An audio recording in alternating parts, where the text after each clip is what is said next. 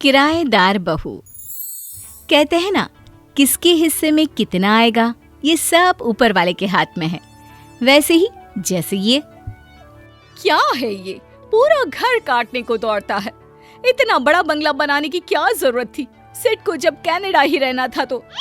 अब क्या हो गया? किस बात की कमी रखी है मैंने तुमको जो हमेशा बेटा बेटा करती रहती हो?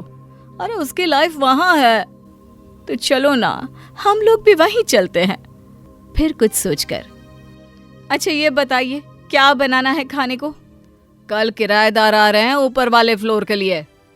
पूछो क्या, बताते क्या है। अरे घर में किराएदार क्यों रखना है, क्या जरूरत है? बेटा हर महीने इतने सारे पैसे भेजता है, फिर क्यों रख रहे हो किराएदार?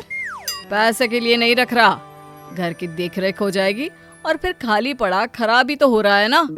बीवी चली जाती है तो पति सोचता है, सारा दिन अकेली रहती हो, ना कोई बोलने वाला ना कोई मिलने वाला।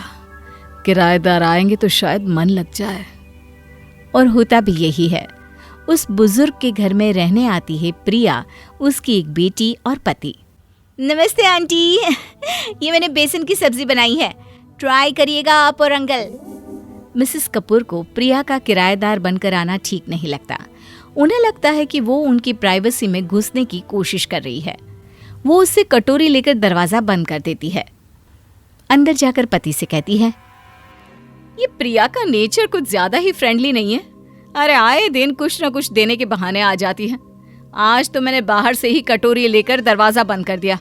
खुद ही समझ जाएगी कि हम लोगों को पसंद नहीं आ रहा है। अरे यार मिल लेती, लड़की बहुत अच्छी है, पढ़ी लिखी है और बहू की उम्र की है तुम्हारी। अच्छा है तुम्हारी बहू यहाँ नहीं है, वरना तुम्हारी उसके साथ भी नहीं पड़ती। बीवी को आ जाता है गुस्सा। मुंह मत खुलवाओ, कितने प्यार से गई थी मैं कनाडा कि बहू बेटे के साथ ही बची जिंदगी गुजारूंगी, बच्चों के साथ खेलूंगी। लेकिन बहू के नेचर ने तो कुछ दिन भी नहीं रुकने दिया। तभी एक बार फिर बेल बजती है। आंटी, घर में धनिया खत्म हो गई है, मैं जरा जल्दी से लेकर आ रही हूँ, क्या तब तक मेरी बेटी को रखेंगे? हाँ हाँ छोड़ दो, कोई बात नहीं। बच्ची चुपचाप आती है और मिसेस कपूर से चिपक जाती है। दादी दादी। मिसेस कपूर बच्ची को देखकर इमोशनल हो जाती है। उन्हें उसमें अपनी पोती दिखती है। ये लो बिस्किट और चलो खेलते हैं। दोनों खेल में लग जाती हैं। दूर से बैठे मिस्टर कपूर बीवी का एक अलग ही रूप देखते हैं। ओ ये तो थका देगी मुझे स्वीटी, बस। हाँ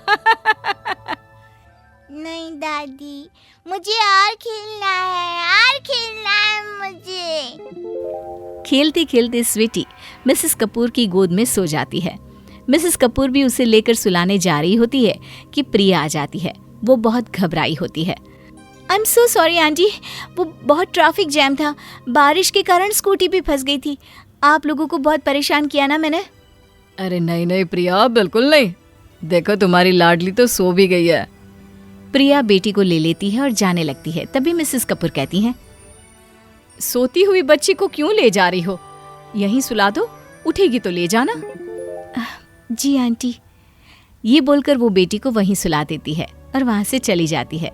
उसके जाने के बाद, कितनी अच्छी लड़की है ना।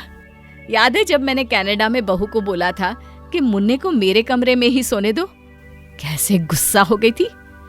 ये तो एक बार में सुला गई, जबकि मैं तो उसकी कुछ भी नहीं हूं। शाम को सभी पार्क में जाते हैं, जहां प्रिया फोन पर बात कर रही होती है और मिसेस कपूर वॉक। वो देखती है कि बच्ची झूले से गिरने वाली है। वो भागकर बच्ची को पकड़ लेती हैं। थैंक्स आंटी, मैं देख लूंगी स्वीटी को। नहीं प्रिया, कोई बात नहीं, मैं देख रही हूँ, तुम फोन पर बात कर लो। अरे बच्ची पर बिल्कुल ध्यान नहीं रहता तुम्हारा, कैसी माँ हो। नहीं सॉरी, माफ कर दीजिए, अब से मैं अच्छे से संभालूंगी। Sorry aunty. प्रिया का चेहरा देखकर मिसेस कपूर थोड़ा पिघल जाती हैं। कोई बात नहीं बेटा, सॉरी अगर तुम्हें बुरा लगा हो तो। अरे नहीं आंटी, आप नहीं बोलेंगे तो कौन बोलेगा। माँ पापा तो गांव में हैं, यहाँ आप लोगों के साथ रहकर लगता है कि उन लोगों के साथ ही हूँ।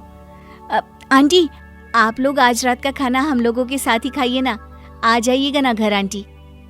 रात को सभी साथ बैठे होते हैं, तब प्रिया का पति कहता है, अंकल सुना है आपकी और आंटी की लव मैरिज थी। हम लोगों ने तो भाग कर शादी की थी। वो क्या है ना, मेरी छोटी सी नौकरी थी, तुम्हारी आंटी थी अमीर घर की, तो बस। समय कैसे बीत जाता है पता ही नहीं चलता। और फिर एक दिन, आंटी ये साड़ी और श्रृंगार का सामान है, आज करवा चौथ है ना, हमारे यहाँ सास को दिया जाता है। अब मेरी सास तो यहाँ है नहीं, आप ही आशीर्वाद दे दीजिए। आंटी खुश हो जाती है और अंदर जाकर प्रिया के लिए भी सामान ले आती है।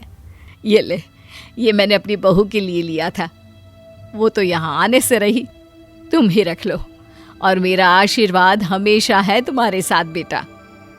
दोनों परिवार मिलजुल कर रह रहे थे कि एक दिन, क्या बात है अंकल, आप हाफ क्यों रहे? उम्र है बेटा, तुम बताओ कहाँ से आ रहे हो?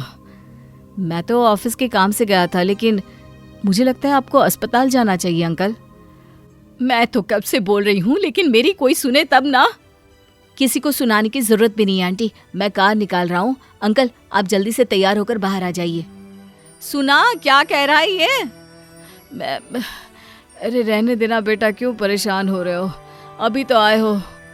वाह, बेटा भी बोलते हैं और परेशान भी करते हैं। अरुण अंकल को लेकर अस्पताल ले जाता है, वो इनका इलाज करवाता है।